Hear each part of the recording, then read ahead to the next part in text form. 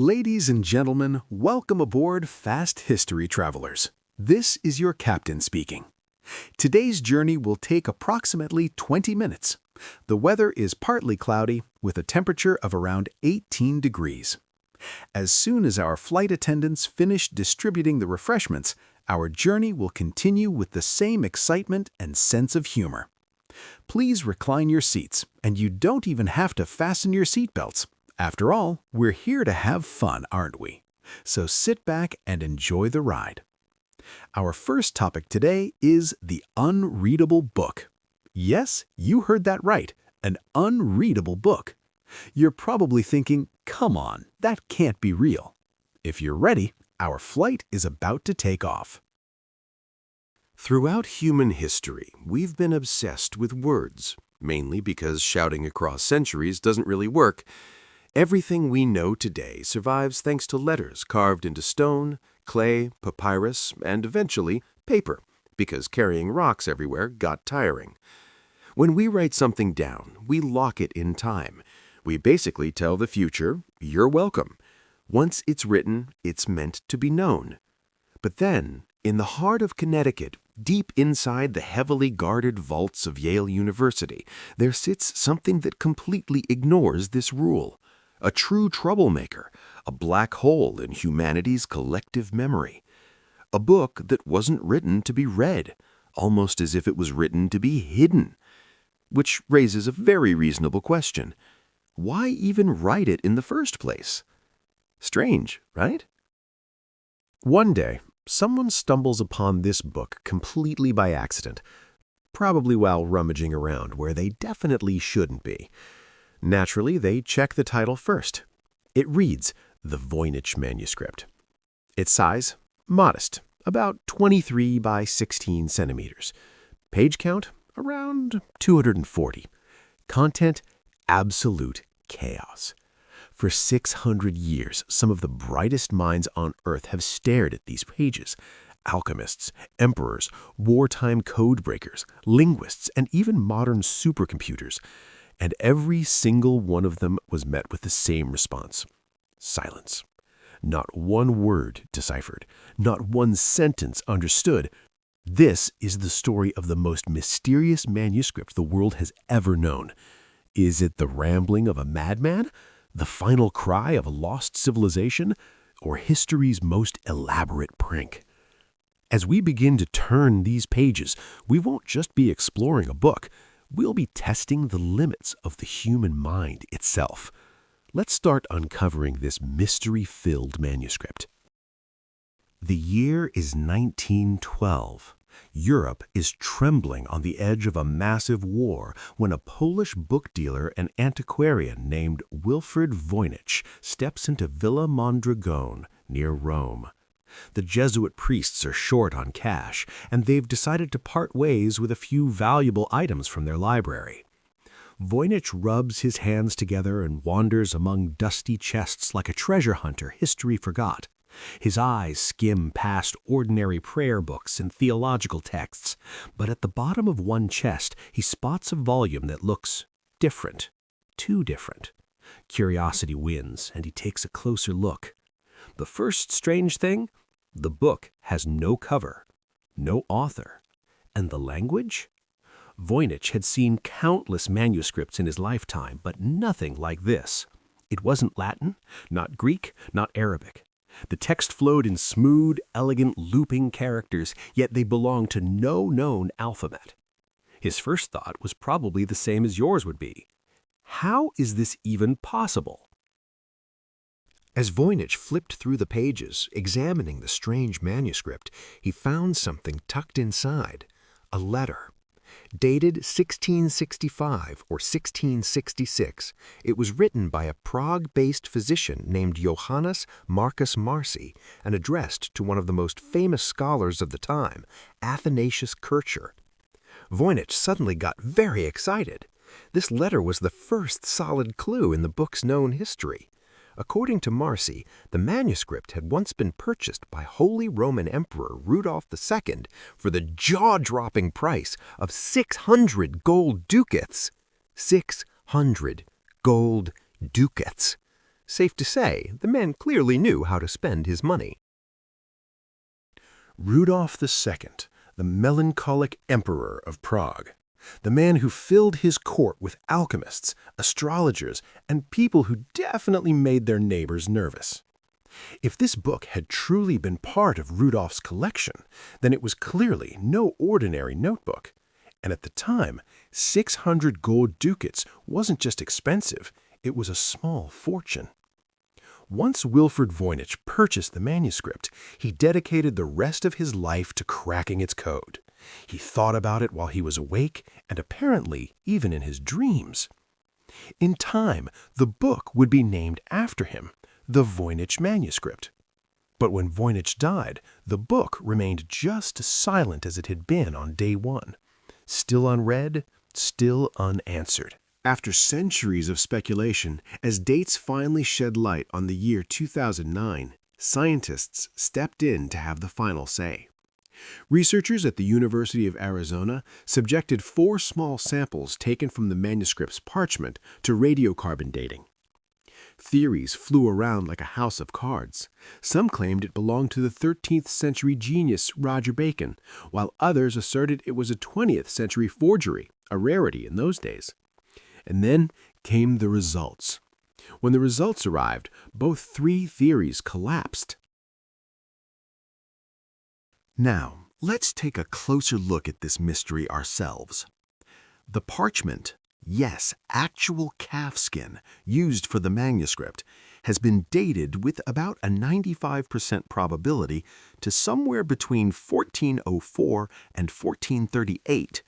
This places it right at the dawn of the Renaissance, just before the invention of the printing press. Too late for the Roger Bacon theory, and way too complicated for the simple hoax theory. Because here's the problem. For a forger to pull this off, they would have needed to find 120 unused pieces of 15th century parchment and then write an entire book on them, which is almost impossible. Why wasn't parchment easy to come by? Glad you asked. First, you skin the animal. Then you soak the hide in lime, stretch it, scrape it, dry it. And back then, animal resources were limited. To put it simply, picture this. 1 sheep equals a few pages. That's it.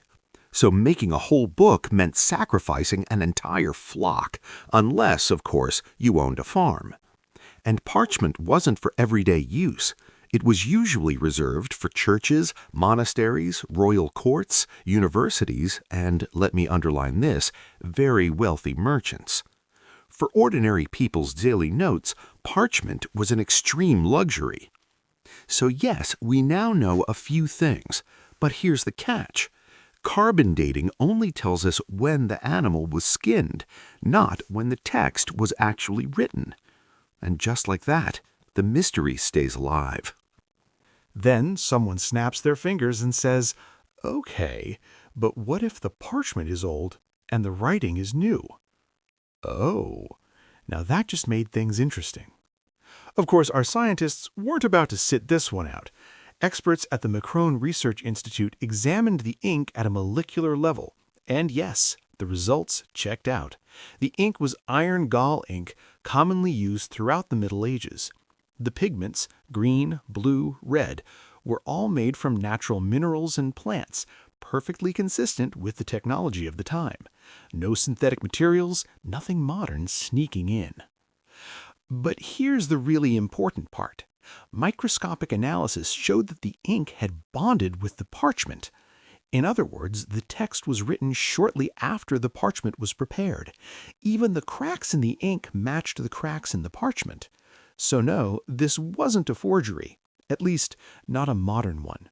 Which means that sometime in the 15th century, someone skinned an entire herd of calves, spent days turning their hides into parchment, and then calmly wrote down a text that we still can't understand today. So the real question is, how is this even possible? About half of this book looks like a massive botanical encyclopedia. On each page, you'll find 1 or 2 plant illustrations surrounded by that same unreadable text. At first glance, it appears to be a herbal, the kind of medicinal plant guide medieval doctors and apothecaries relied on as a standard reference. And you're probably thinking, so what's the big deal? Well, look a little closer and something deeply unsettling appears. Not a single one of these plants has ever existed. So what are these drawings actually telling us? Are we looking at the flora of a lost geography? Or are these plants not physical at all, but allegorical? In medieval alchemy, plants were often used as coded symbols, representing elements or even planets. Maybe what we're seeing isn't a daisy, but a symbol of the sun. Maybe the roots represent the material world, while the flowers stand for spiritual enlightenment. To be fair, people back then were already pretty confused. But the text keeps flowing right beside every plant, as if it's carefully explaining how to harvest these impossible plants, how to boil them, and which diseases they supposedly cure. It reads like a recipe we can't read, for a medicine that doesn't exist.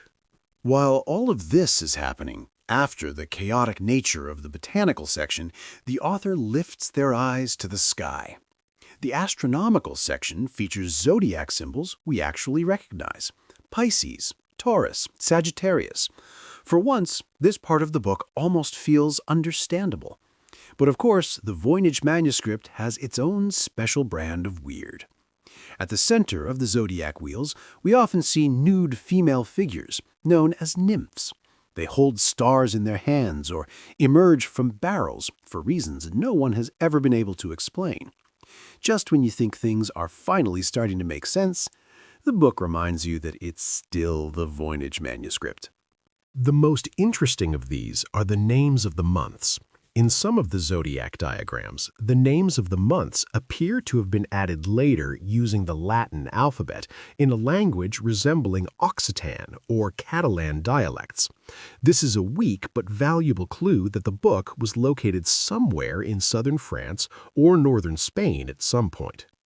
And then, in the book, there is a section called Cosmological, and here lies the most complex, fascinating, and perplexing page of the book: the map of rosettes. This is a gigantic 6-page folding chart.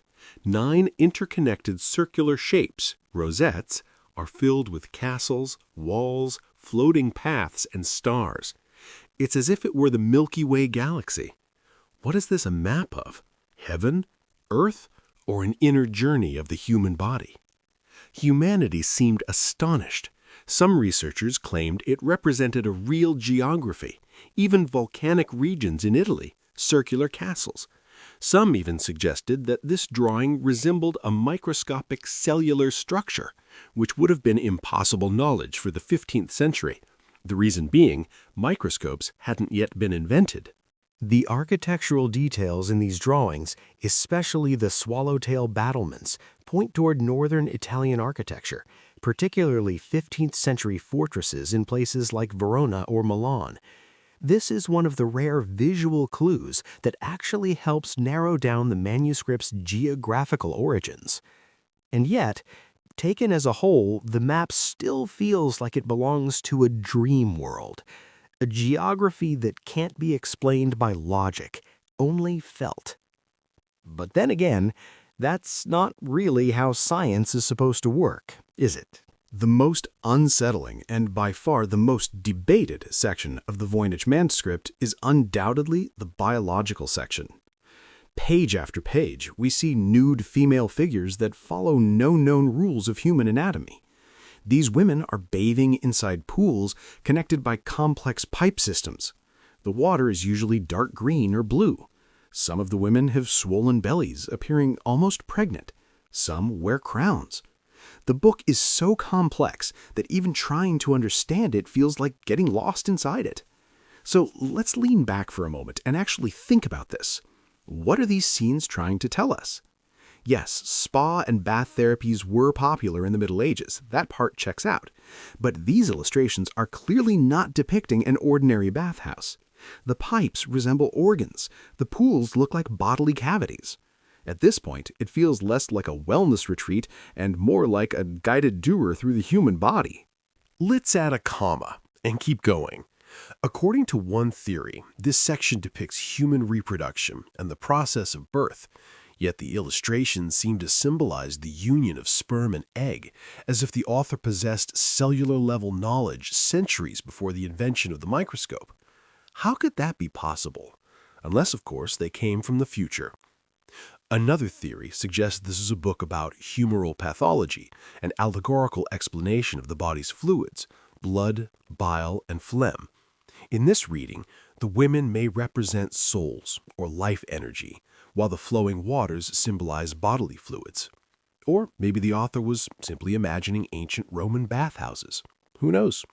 After the mysterious book fell into the hands of Wilfred Voynich, all eyes turned toward it. A global intellectual competition began. Everyone was confident. "I'll be the one who cracks it," they said. The first major claim came in 1921 from Professor William Newbold of the University of Pennsylvania. Newbold argued that the text itself was meaningless and that the real message was hidden in microscopic cracks on top of the letters. According to him, this was the work of Roger Bacon, who had supposedly invented the microscope and the telescope centuries ahead of time. Sure, why not? Newbold claimed he could read these micro-writings and that they described, of all things, the structure of the Andromeda Galaxy.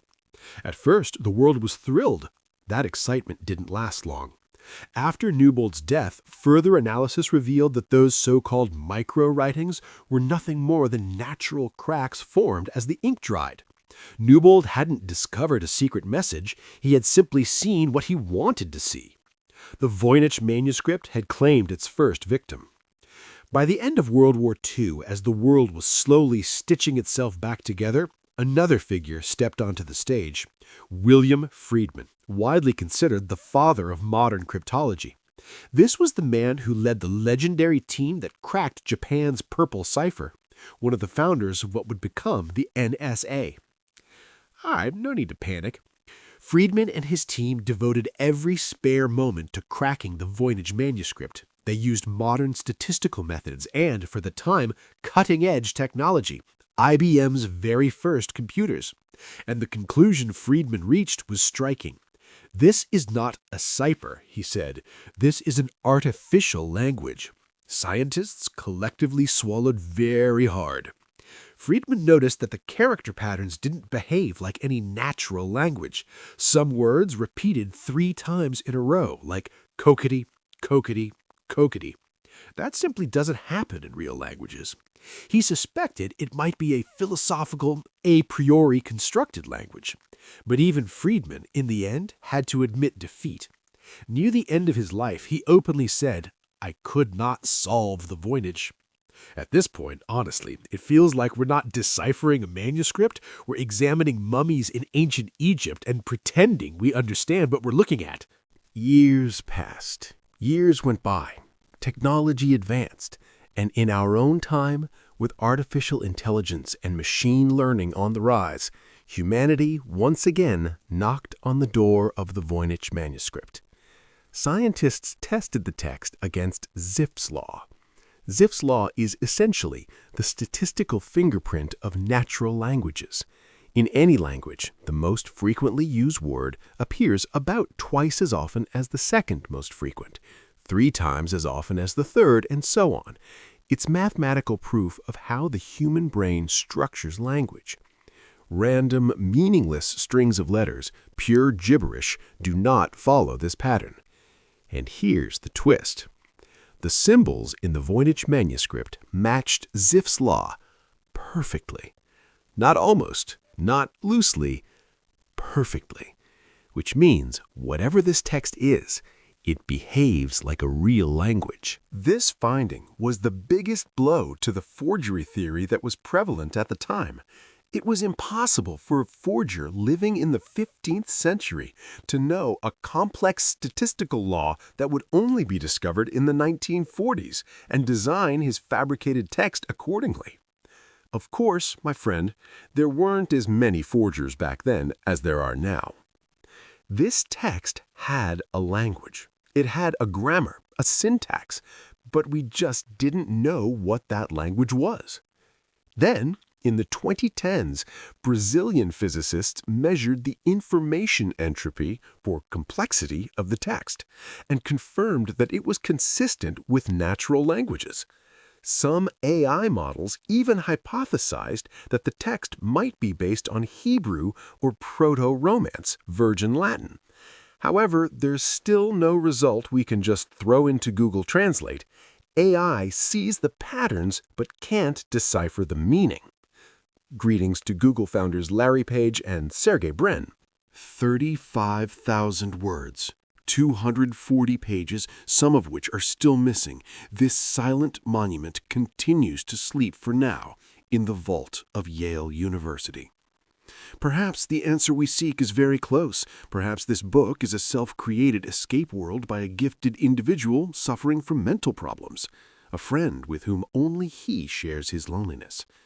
Or perhaps it is the most sacred knowledge of a lost cult, forced to hide it from the Inquisition. Or the most terrifying possibility, perhaps it contains no meaning at all.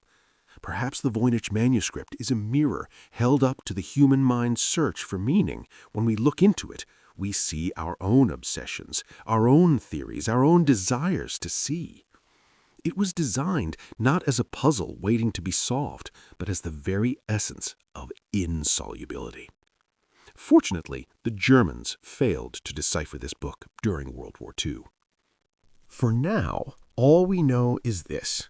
408 AD refuses to speak, and as long as it remains silent, it continues to draw our attention. Every ancient text on Earth has, sooner or later, revealed its secret. The hieroglyphs of ancient Egypt were deciphered, the cuneiform script on tablets was read, the Enigma machine was cracked.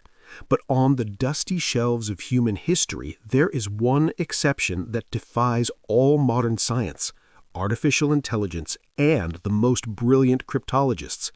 It has no name, no author, not a single readable sentence. We simply call it the Voynich manuscript. In 2009, science stepped in to put an end to centuries of speculation. A team from the University of Arizona took millimeter-sized fragments from the manuscript and subjected them to radiocarbon, or C14, dating. The results, once again, shattered all the theories of historians. This result completely killed the Roger Bacon theory. Bacon had died centuries before this date. It also refuted the claim that Wilfrid Voynich forged the book, because the parchment, or vellum, dates back to the early 15th century. The parchment used in the book was made from the hides of at least 15 calves. Finding such ancient and unprocessed hide in the 20th century and writing a forged text on it would be more difficult than the text itself. Today, this book, also known as the 408D book, continues to speak in the language of silence in the vault of the Beinecke Library. Perhaps one day someone will read that first sentence, or perhaps it was never written to be read. What do you think? Do you believe this book can one day be deciphered? Your comments will guide the course of our next flight.